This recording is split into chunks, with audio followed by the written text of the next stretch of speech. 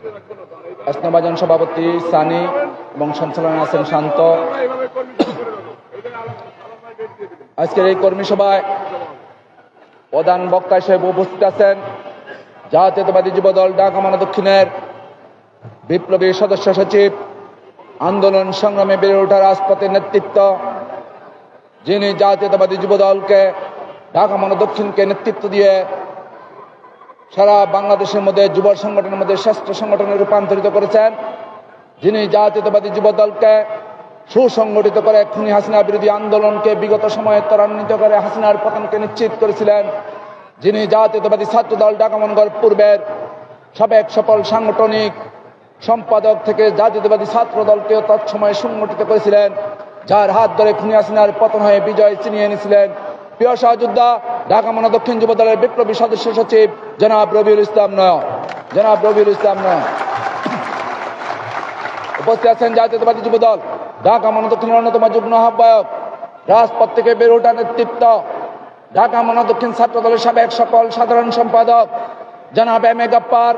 উপস্থিত আছেন জাতীয়তাবাদী যুবদল ঢাকা মহানগর দক্ষিণের অন্যতম যুগ্ম আহ্বায়ক, কদমতলী থানা যুবদলের টিমের দায়িত্বপ্রাপ্ত নেতা এবং মতিঝিল থানা যুবদলের সাবেক সকল সভাপতি জনাব ইকবাল হোসেন বাবলু।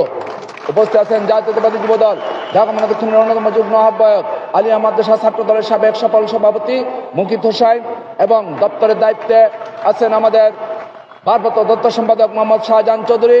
বিশেষ অতিথি হিসেবে উপস্থিত আছেন জাতীয়তাবাদী যুবদল কদমতলী থানা যুবদলের বিপ্লবী আহ্বায়ক জনাব আলমগীর হোসেন এবং বিশেষ অতিথি হিসেবে উপস্থিত আছেন কদমতলী থানা যুবদলের বিপ্লবী সদস্য সচিব জনাব মোহাম্মদ জাহাঙ্গীর আলম টুটুল।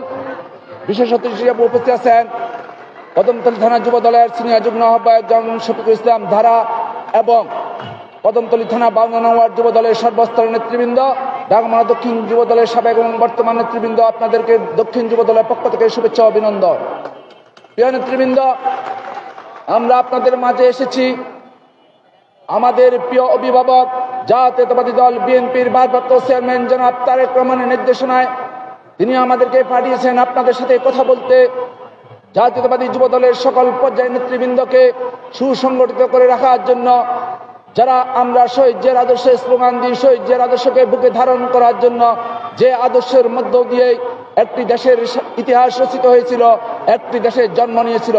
কারণ যে নেতাটি এই আদর্শ সৃষ্টি করেছেন, যার আদর্শকে ভালোবেসে বুকে ধারণ করে এই দল করতে এসেছি, প্রিয় নেতা আদর্শের জনক শহীদ প্রেসিডেন্ট জিয়াউর রহমান 71 সালে বাংলাদেশের স্বাধীনতার ঘোষণা দিয়েছিলেন। তিনি ঘোষণা দিয়ে তিনি ব্যারাকে ফিরে যান নাই, তিনি ঘোষণা দিয়ে রণাঙ্গনে যুদ্ধ করে বাংলাদেশটাকে স্বাধীন করেছিলেন।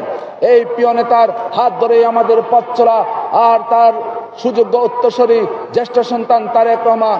সেই জন্যই বলবো, তারেক রহমান বলেছেন জনগণের পাশে থাকতে হবে আমাদেরকে। জনগণ কষ্ট পায়, দুঃখ পায়, এমন কোনো কাজ করা যাবে না। জনগণের সকল সময় বিপদে আপদে জনগণের পাশে থাকতে হবে। কারণ আদর্শ জনক শহীদ প্রেসিডেন্ট জিয়াউর রহমান বলেছিলেন জনগণের সকল ক্ষমতার উৎস। তাই জনগণকে নিয়ে আমরা পথ চলতে চাই। জনগণ আমাদেরকে ভালোবেসেছিল, তাই জনগণ তারেক রহমানের নেতৃত্বে, তারেক রহমানের আহ্বানে সাড়া দিয়ে জুলাই আগস্টের বিপ্লবের মাধ্যমে খুনি হাসিনার পতনকে নিশ্চিত করেছিল। কেন তারেক রহমানকে বিশ্বাস করেছিল? কেন তারেক রহমানকে আস্থা এনেছিল? তারেক রহমান বলেছিল আমি আপনাদের ভোটের অধিকার ফিরিয়ে দেব। তারেক রহমান বলেছিল বাংলাদেশে আর দিনের ভোট রাতে হতে দেওয়া হবে না। তারেক রহমান বলেছিল আপনাদের গণতান্ত্রিক অধিকার ফিরিয়ে দেওয়া হবে, মৌলিক অধিকার ফিরিয়ে দেওয়া হবে, অন্ন বস্ত্র বাসস্থান চিকিৎসার ব্যবস্থা করা হবে। এইসব কথার, এইসব বক্তব্যের উপর আস্থা ও বিশ্বাস থেকে জনগণ তারেক রহমানের নেতৃত্বে ঐক্যবদ্ধ হয়ে খুনি হাসিনার পতনকে নিশ্চিত করেছিল। তাই আপনাদেরকে বলতে চাই, এই খুনি হাসিনা কথায় কথায় বলেন আমরা নাকি সবকিছু ভুলে যাব, বাংলাদেশ 6 ঋতুর দেশ, দেশের মানুষ নাকি অতি সহজে সবকিছু ভুলে যায়। আমরা বলতে চাই হাসিনা এই দেশ 6 ঋতুর দেশ, আমরা বিশ্বাস করি, আমরা জানি, কিন্তু আমরা তোমার দুঃশাসনের কথা ভুলে যাব না। আমরা ভুলে যাব না অত্র এলাকার নেতা ঢাকা মহানগর বিএনপি 29 বছর বয়সে যে লোকটি ঢাকা মহানগর বিএনপি সাধারণ সম্পাদক হয়েছিলেন, তিনি আপনাদের নেতা জনাব আলহাজ সালাউদ্দিন আহমেদ। তাকে কারাগারে নিয়ে নির্যাতন করেছ, তার ডিভিশন পাওয়ার কথা ছিল, ডিভিশন দাও নাই, তার উপর নির্যাতন হয়েছিল, সে কথা আমরা ভুলে যাব না। আমরা ভুলে যাব না বর্তমান ঢাকা মহানগর দক্ষিণ বিএনপির বিপ্লবী সদস্য সচিব তানভীর আহমেদ রবিনকে গ্রেপ্তার করে হয়রানি করে তার জীবনের যৌবনের সোনালী দিনগুলো কারাগারে রেখে হয়েছিল, সেই দিনগুলো আমরা ভুলে যাব না। আপনাদের উপর যাদের উপর নির্যাতন হয়েছিল 29 অক্টোবর মাতুয়ালি আপনারা বীরের মতো লড়াই করেছিলেন, তখন যাদেরকে পঙ্গু করে দেওয়া হয়েছিল, যাদেরকে গ্রেপ্তার করা হয়েছিল, যাদের পরিবারের উপর অমানসিক নির্যাতন করা হয়েছিল, আমরা সেই সময়ের কথাগুলো ভুলে যাব না। তাই হাসিনাকে বলবো, ভুলে যাব না, কিন্তু তোমার বিচার করতেও ভুলবো না। তোমার বিচারে বাংলার মাটিতে হবে। তোমার বিরুদ্ধে 150টা হত্যা মামলা হয়েছে, প্রত্যেকটা হত্যা মামলার বিচার হবে। তোমাকে ফাঁসির কাস্টে ঝুলানো হবে, তোমার ফাঁসির কাস্টে ঝুলানো হবে, তোমার লাশের উপর নিক্ষেপ করা হবে, তোমার ফাঁসির মঞ্চে জুতো নিক্ষেপ হবে। তুমি বাংলাদেশের মানুষের উপর এত নির্যাতন, এত নিষ্পেষণ করেছো, তা কখনো ভোলা যায় না। তুমি মানুষ